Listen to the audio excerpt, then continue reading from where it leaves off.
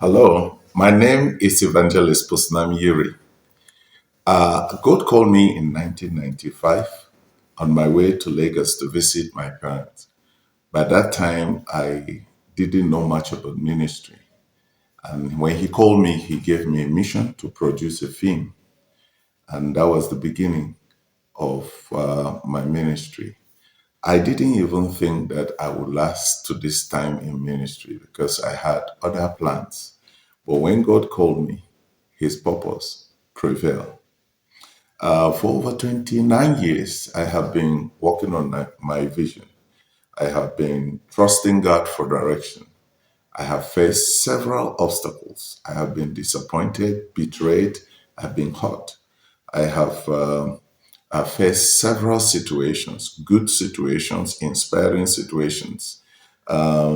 There were times I felt like becoming discouraged, but in all these years, the Lord led me to this point. I want to talk to you about the six mountains in my life. There are six mountains in my life, and each mountain represents a phase and a lesson. Some time ago, I had a plan because right now I'm on the fifth mountain. I had a plan to upgrade, to expand, and to reach the global stage properly. But the Lord ministered to me that I should come down to the first mountain because He has called many people who are stranded there. They don't know how to climb to the other mountains. So I came down to the first mountain as a mentor to be used by God to guide you so that you will be able to achieve the meaningful life and the meaningful journey. As an author, God has blessed me with the privilege of creating characters. So in my novels, I have created several characters. Some of the characters are protagonists, some of them are antagonists. Let me give you a little, knowledge about my world as a writer.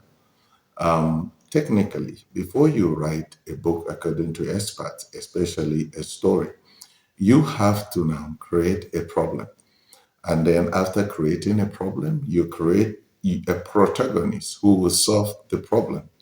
And then you equip the protagonist with sufficient talents, and abilities to be able to solve the problem. And then the third thing you do is to create an antagonist. The antagonist, his job is to stop the protagonist from, solving the problem. Then, according to expert, you are now going to equip the antagonist in such a way that it will be stronger than the protagonist for a while, so that the life of the protagonist will be complicated by the antagonist. But the good news is this: the protagonist will always win, whether the protagonist or the antagonist. None of them is outside the control of the author. So, let me relate this to your life. You are not here accidentally. You are not here by your own design. You are not here by your own intelligence. You are not here by your own plan. You are not your idea. You are not your project. Where were you before the Creator thought of you? Where were you before the Creator designed you as a project? Where were you when the Creator selected your mother, your father, and your family? Where were you when the Creator, chose your location? You are not your idea, and it is very important for you to realize that. Some years ago, a friend of mine who is a theologian, very intelligent person, he visited me in the office and he asked me a question. He was looking so a bit worried. Somebody asked him a question: what do you want to do with your life? Unfortunately, my friend could not organize himself to answer that question. So he shared the question with me, he shared his situation with me, and we had a wonderful conversation. Today, he is a wonderful person and an international missionary. So, we are starting the Meaningful Life Fellowship under the platform of Mopako Foundation. The goal of this Meaningful Life Fellowship is to help you understand the meaningful life and how you can go about achieving it, to help you understand why God created you, and to be able to help you understand your calling in His master plan. What are your gifts? How do you utilize your gifts? How do you fit in such a way that you are going to achieve a flourishing ministry? Secondly, I will also be able to guide you by the grace of God on how to survive in this world, how to find the right balance between life skill and work skill. Life skill deals with why God created you.